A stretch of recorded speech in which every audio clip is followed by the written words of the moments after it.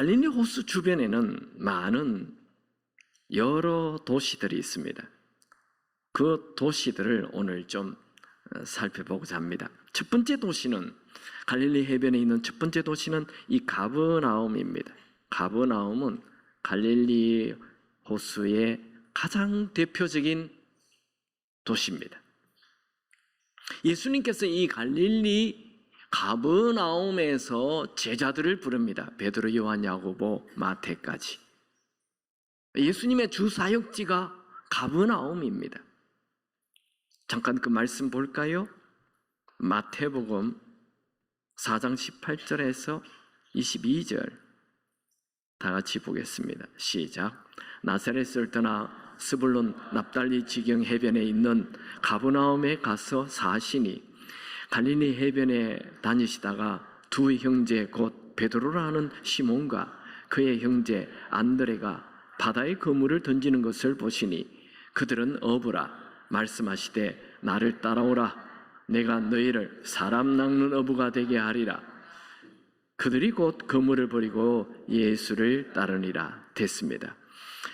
가버나움이라는 이 갈릴리 해변 도시는 신약 성경에 16번 정도 나옵니다. 그만큼 예수님께서 자주 가셨던 이 도시가 가버나움입니다.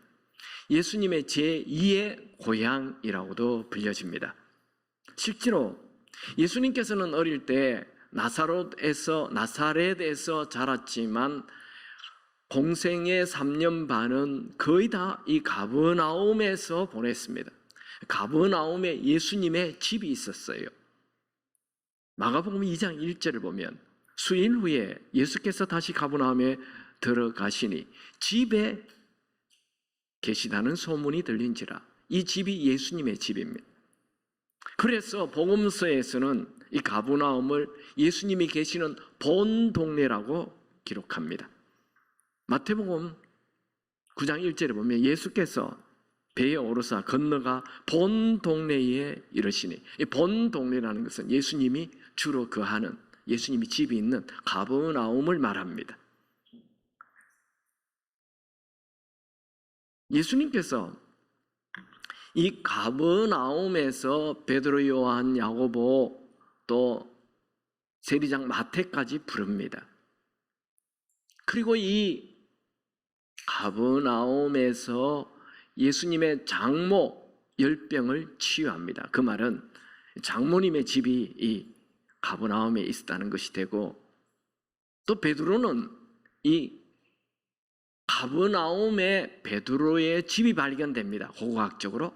그래서 여러분들이 성지순례를 가보면 가버나움에 베드로의 집에서 그곳을 가게 되기도 합니다. 그런데 우리가 하나 이상한 것은 요한복음 1장 44절에 보면 베드로, 야고보, 요한, 안드레 이 사람들이 벳세다 사람이라고 되어 있어요. 벳세다 사람인데 왜 가버나움에서 이렇게 그물을 던지고 하다가 예수님의 제자가 되었을까요? 가버나움에 장모님 집이 있으니 베드로가 이 가버나움에 와서 장모님 집 옆에 집을 짓고 살았던 것입니다. 원래 시댁보다 처갓집 옆에 있는 게 편해요. 그래서 그곳에서 베드로의 집이 있었고 베드로가 그곳에서 업으로 살았던 것입니다. 베드로는 이 가버나움에서 물고기만 잡으며 세월을 보내고 있는데 어느 날 예수님이 나타나셔서 베드로에게 베드로야, 너 물고기만 잡는 어부가 될 것이 아니라 사람 낚는 어부 되라. 내 제자가 되라. 그날 이후 그의 인생은 완전히 새로운 길로 새로운 인생을 살게 됩니다. 베드로에게 가버나움은 새로운 비전을 받은 장소입니다. 두 번째 갈릴리 해변의 도시를 보죠. 그것은 그라사인입니다. 예수님께서 마가복음에 보면 가버나움에서 제자를 부르시고 사역을 하시다가 배를 타고 건너편 그라사에 가서 귀신 들린 광인, 미친 사람을 치유하는 장면이 나옵니다. 그라사에 갑니다. 그라사는 이방 지역입니다. 건너편이라는 것은 이방 지역을 표현하는 말이기도 하죠. 같이 한번 볼까요? 가버나움에서 건너편 이제 그라사인 집안에 갑니다. 마가복음 5장 1절 2절 같이 읽습니다. 예수께서 바다 건너편 그라사인의 지방에 이르러 배에서 나오심에 곧 더러운 귀신 들린 사람이 무덤 사이에서 나와 예수를 만난지라. 근데 마태복음에서는 이 똑같은 사건을 가다라 지방이라고 말합니다. 같이 읽어볼까요? 마태복음 8장 28절 시작. 또 예수께서 건너편 가다라 지방에 가심에 귀신 들린 자 둘이 무덤 사이에서 나와 예수를 만나니 그들은 몹시 사나워 아무도 그 길로 지나갈 수 없을 지경이더라. 마가복음에는 그라사인으로 되어 있고 마태복음에는 가다라라고 되어 있습니다. 그럼 성경이 틀렸나요? 틀린 것이 아니고 이 그라사인은 조금 큰 지역을 얘기하고 가라사는 요게 작은 지역을 얘기하는 것입니다. 그래서 그라사인에 있는 가다라 장소에 예수님이 가셔서 귀신 들린 사람을 만나게 됩니다. 광인이라 그러죠. 미친 사람. 그런데 마가복음에는 1명 만났다 그러고 마태복음은 2명 만났다고 되어 있어요. 그러면 몇 명 만났을까요? 2명이 맞습니다. 2명 만났는데 1명하고 주로 대화를 했기 때문에 마가는 성격이 좀 급합니다. 마가는 부잣집 아들입니다. 그래서 자기 눈에 성격 급하게 한 사람 얘기만 기록하였던 것입니다. 어쨌든 이 그라사 지역에 가서 예수님이 귀신 들린 사람을 만나서 치유하십니다. 이 사람은 어떤 사람입니까? 가족이 버린 사람입니다. 이 정신질환이 어느 정도 되어야 가족이 관리를 할 수 있는데 그 정신질환이 너무 심해지면 가족도 포기하는 거예요. 버렸어요. 그에게는 비전이 없습니다. 그에게는 아무 꿈도 희망도 없어요. 그저 무덤 사이에 오가면서 미친 사람으로 힘이 얼마나 센지 묶어놓은 쇠사슬도 끊어버려요. 큰 소리를 지르니 사람들이 겁이 나서 그 사람을 피해 도망 다니는 그라사 광인이 되었습니다.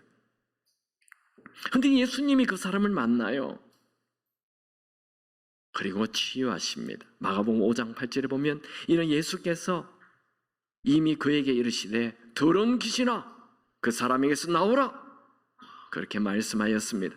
그러자 귀신이 왜 우리를 괴롭히느냐, 우리를 괴롭히지 말라라고 귀신이 얘기하자 예수님께서 귀신들을 돼지떼에 들어가게 해버렸어요.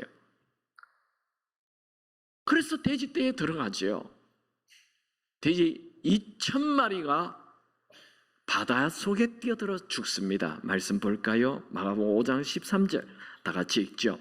허락하신데 더러운 귀신들이 나와서 돼지에게로 들어가매 거의 2,000마리 되는 떼가 바다를 향하여 비탈로 내리달아 바다에 몰사하거늘. 돼지가 죽은 바다가 바로 이 갈릴리 호수를 말합니다. 돼지 한 마리가 아니에요. 2,000마리. 돼지 한 마리 요즘 얼마합니까? 한 마리에 50만 원이면 2,000마리면 10억입니다.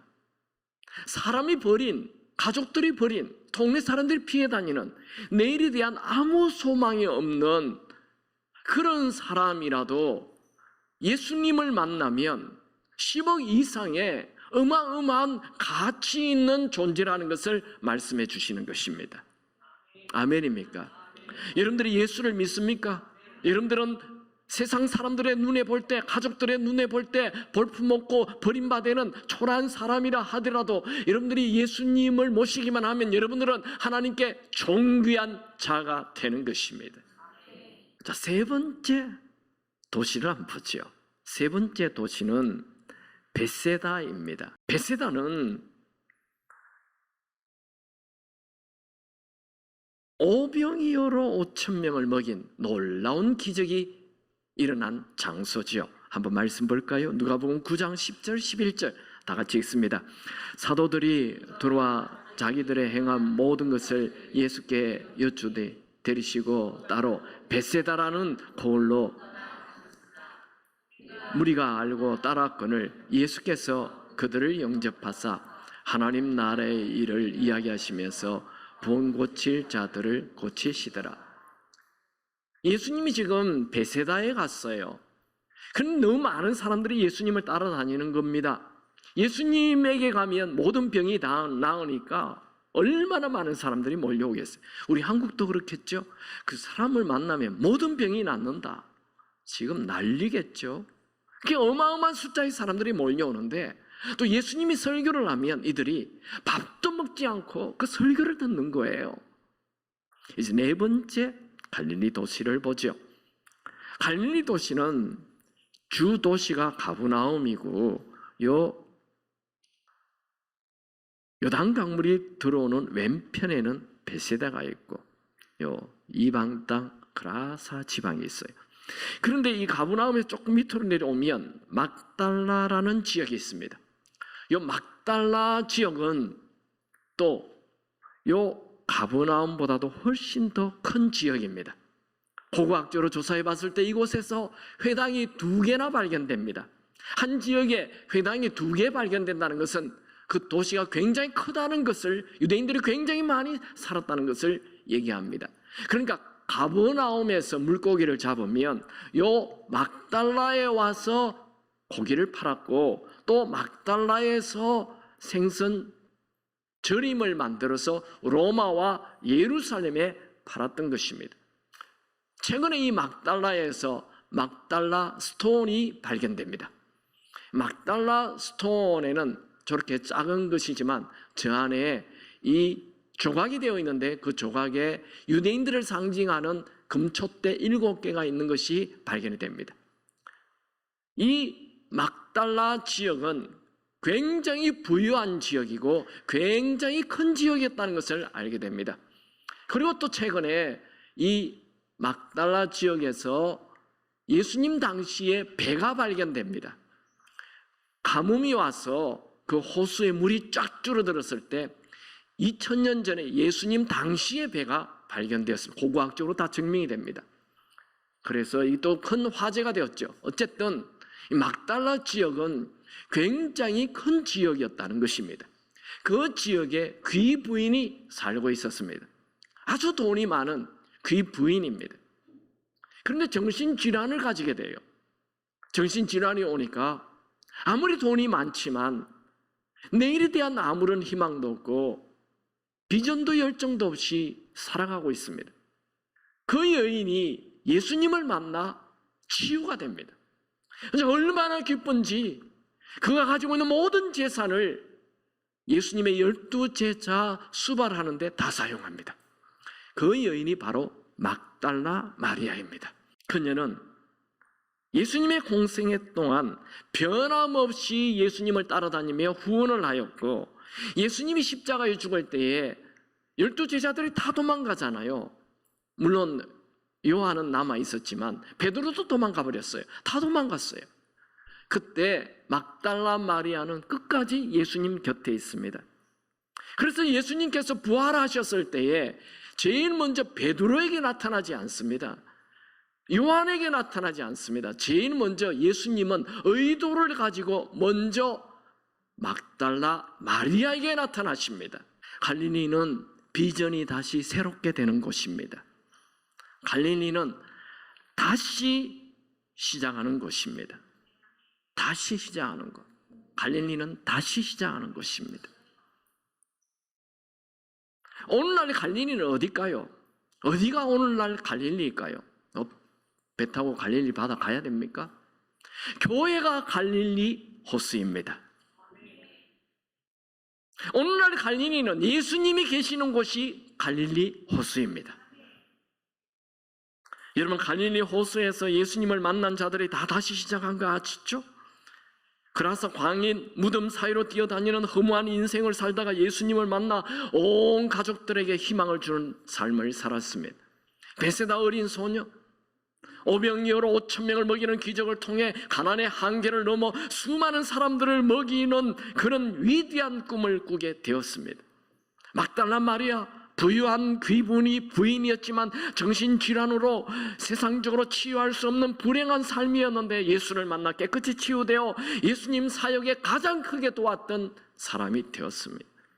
가버나움의 베드로는 갈릴리 해변에서 예수님을 만나 처음 가졌던 비전을 다시 회복하고 초대교회를 이끄는 영적 거장이 되었습니다.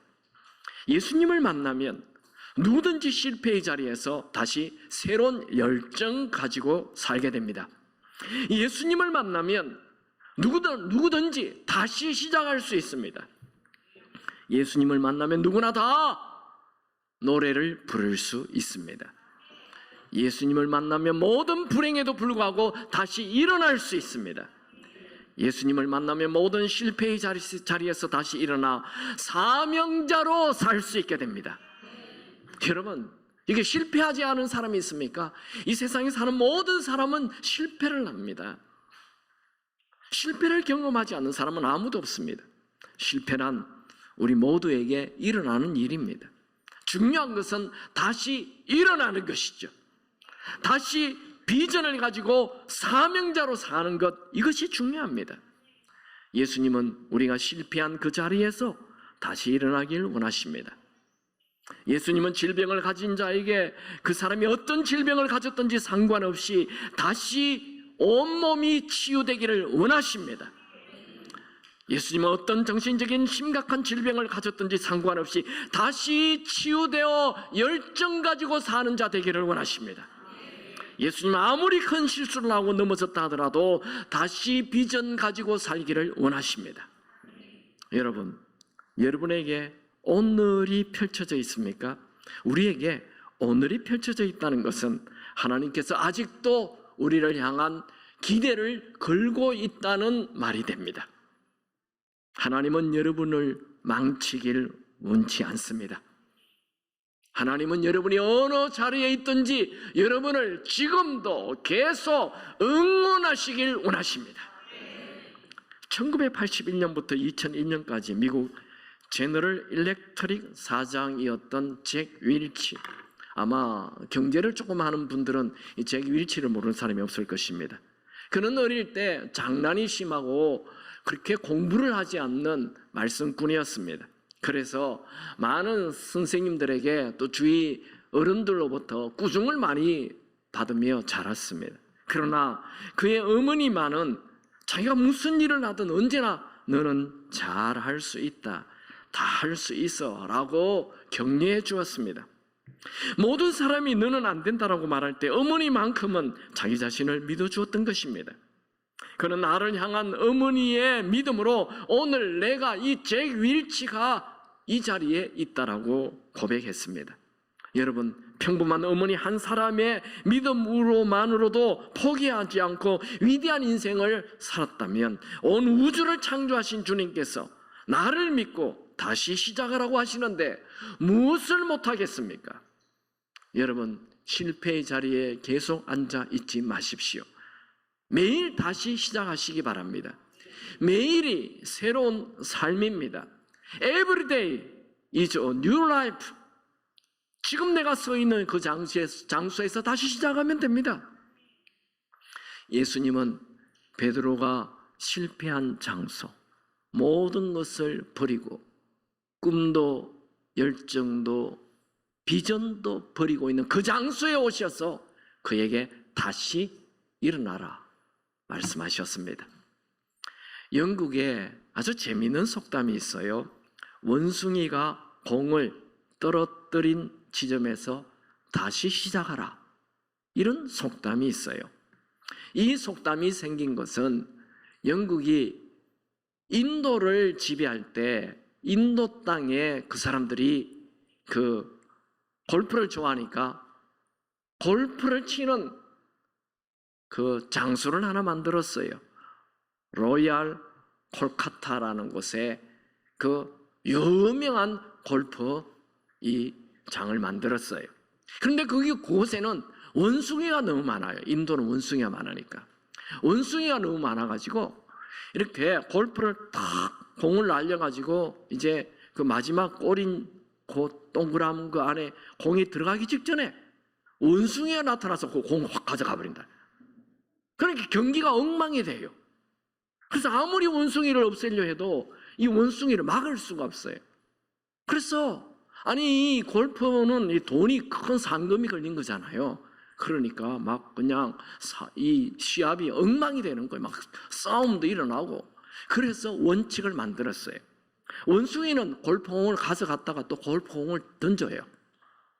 그러면 원숭이가 던져놓은 그곳에서 시작한다가 그게 원칙이 됐어요. 그리고 그게 속담이 됐어요. 원숭이가 던진 그 장소에서 시작하라. 이게 우리 인생이에요. 우리 인생이 내 계획대로 되지 않습니다. 공부를 열심히 해서 내일 시험 치어야 되는데 오늘 딱 교통사고 나버려요. 그게 원숭이가 공 가져간 거예요.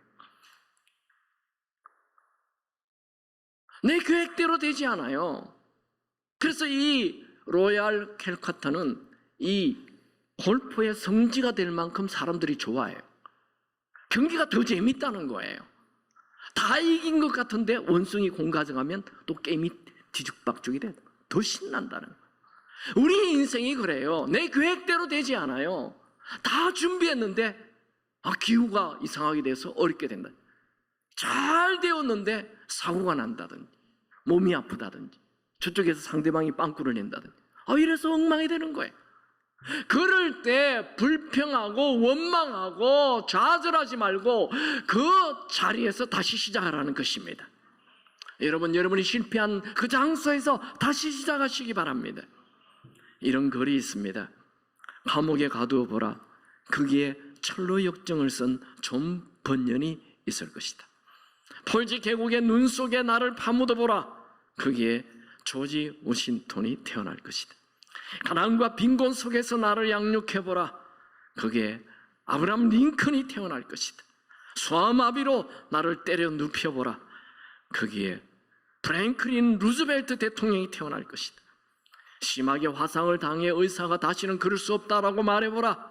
거기에 1934년 인마일 경주에서 세계 신기록을 세운 글렌 커닝햄이 있을 것이다. 귀가 들리지 않는 귀머거리로 만들어보라. 거기에 베토벤이 있을 것이다. 지진아와 무학력자라고 악평해보라. 거기에 알버트 아인슈타인이 태어날 것이다. 여러분, 베드로는 하마터면 갈릴리 호수에서 물고기나 잡다가 인생 마칠 뻔하였습니다. 그가 실패한 자리에서 예수님을 만나 다시 어린 양을 치라는 사명 붙잡고 살자, 다시 일어나자. 40년 된 안전병이가 일어나는 기적, 그가 가는 데마다 질병에 걸린 자들이 치유되는 기적, 죽은 자도 살아나고 심지어 베드로의 그림자만 밟아도 병이 낫는 기적이 일어났습니다. 베드로는 수많은 초대교회를 세웠고 불후의 명작 베드로전서, 베드로후서를 기록하고 또 어린 마가를 불러서 마가복음을 기록하게 하였습니다. 실패의 자리에서 일어나 사명을 가지고 살면 여러분의 인생의 진짜 클라이막스가 시작될 것입니다. 여러분의 삶이 뒤죽박죽 되었습니까? 낙심하지 마십시오. 포기하지 마십시오. 다시 시작하라고 말씀하시는 주님이 계십니다. 질병이 생겼습니까? 낙심하지 마십시오. 모든 병을 치유하시는 주님이 계십니다. 재정에 어려움이 생겼습니까? 낙심하지 마십시오. 오병이어로 5,000명을 먹이게 하시는 주님이 계십니다. 인생이 허무하십니까? 사람들이 싫어졌습니까? 낙심하지 마십시오. 이 땅이 아닌 영원을 위해 사는 사명을 가지시기 바랍니다. 과거에 비전이 있었는데 지금 그 비전이 시들시들해졌습니까? 낙심하지 마십시오. 다시 열정을 가지십시오. 여러분의 열정에 불을 지펴 주시길 원하시는 예수님이